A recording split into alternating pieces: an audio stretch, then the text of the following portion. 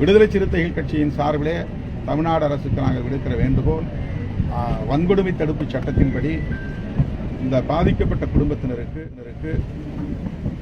என்ன இழப்பீடுகளை தர வேண்டுமோ அந்த இழப்பீடுகளை தர வேண்டும். அரசு வேலைவாய்ப்பு தர வேண்டும். அவர்களுக்கு நிலம் வழங்க வேண்டும். புதிய வீடு கட்டித்தர வேண்டும். இவையெல்லாம் சட்டப்பூர்வமாக இருக்கிற உரிமைகள், இழப்பீடுகள்.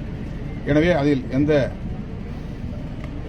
தேக்கமும் ஏற்பட்டு விடாத வகையில் மாண்புமிகு முதல்வர் அவர்கள் இதிலே உடனடியாக நேரடியாக தலையிட்டு பாதிக்கப்பட்ட குடும்பத்தினருக்கு நீதியும் வழங்க வேண்டும்.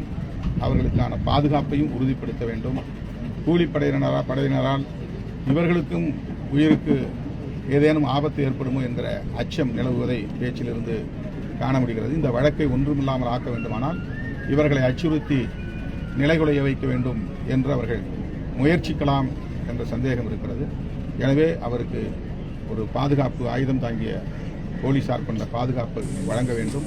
முறையான இழப்பீடு வழங்க வேண்டும். சம்பந்தப்பட்ட அனைவரையும் கைது செய்ய வேண்டும் என்று விடுதலை சிறுத்தைகள் கட்சியின் சார்பில் வேண்டுகொள்கிறேன்.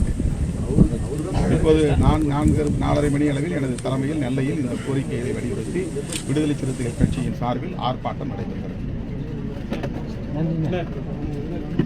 தொடர்ந்து அறையக்கூடிய சாதி ஆணவ படுகொலை தனி சட்டம் என்று சொல்லி நீங்களும் வலியுறுத்துறீங்க.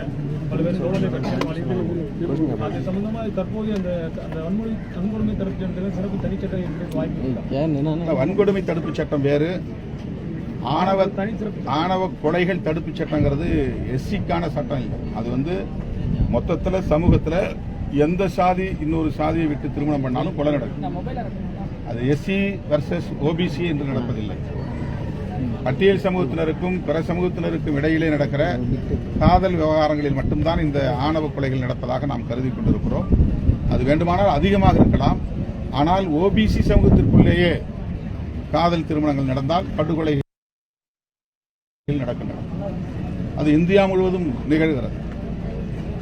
மதம் விட்டு மதம் திருமணம் செய்தாலும், சாதி விட்டு சாதி திருமணம் செய்தாலும் படுகொலைகள் இந்தியா முழுவதும் நடப்பதை பார்க்க முடிகிறது. எனவே இது ஒட்டுமொத்தமாக சாதியின் பெயராலும் மதத்தின் பெயராலும் நடக்கிற படுகொலைகளை தடுப்பதற்கு ஆணவ கொலைகள் தடுப்பு சட்டம் தேவை. அதனால்தான் இந்திய ஒன்றிய அரசு இந்த சட்டத்தை இயற்ற வேண்டும் என்று வலியுறுத்துகிறோம்.